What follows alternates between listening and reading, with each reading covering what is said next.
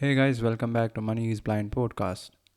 Today I'll be talking about three myths that blind and visually impaired persons, VIPs, have about starting their own business. So, myth number one, they won't be able to do it.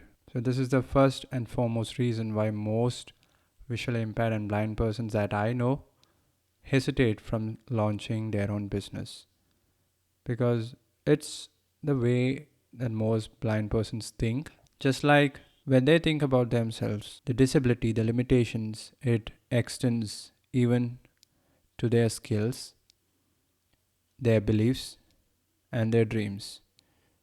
So they comfortably wrap themselves around in a cocoon and try to live in this comfortable world that they are right now because they have all the benefits. Because once you get outside the comfortable zone, once you break the cocoon and come outside, that's when you realize that there is a different world out there. And it doesn't matter if you're sighted or partially sighted or visually impaired or completely blind. What just matters is your willpower, your mindset. The only way that you can believe in this idea is by trying out. What are you going to lose if you just try out one business, if you launch just one business, and even if it fails, you're not losing anything. You're just spending your time, your effort, and starting an online business doesn't even require huge investment or money from your side. It is your idea, your time, your effort, and even if you fail, you are learning a lesson. You are learning an important lesson in your life.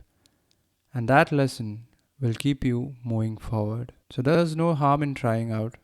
Launch your business, launch your first one, and try if it is working for you as a blind or visually impaired person and whether it's different from what you thought it would be. So coming to the myth number two, even if I start a business, it's going to fail because I heard many sighted persons starting their own business and they have failed. I heard that 90% of all the new businesses they fail. So if sighted persons fail, I am definitely going to fail in the business that I'm going to launch. So this is the second myth which keeps many blind entrepreneurs from starting their own business. So here is my answer. Here is what I got to tell you guys. We have an innate power within ourselves just because of the fact that we are blind. So I talked about this in an earlier episode. Every time we are trying to live our life, every second, every task, everything that we do, we try to solve a problem. It's not just launching a business, it's your daily routines. It's moving from one floor to another. It's going for shopping. It's cooking. Everything that you do as a blind or a visually impaired person is a problem, is a challenge, and you automatically come with a solution to it because you have learned to do it. The visual cortex is the part of our brain which gets all the information from both our eyes and it processes those images and sends it to other parts of the brain. So, did you know that the visual cortex, this part of the brain, which controls our vision or the power of sight, has 30% area of our complete brain? It's 30%. So, what you have left is just 70%. Just think about it. And we are living with this 70% of this brain and we are trying to solve the problem of life. So, business is just a very little problem.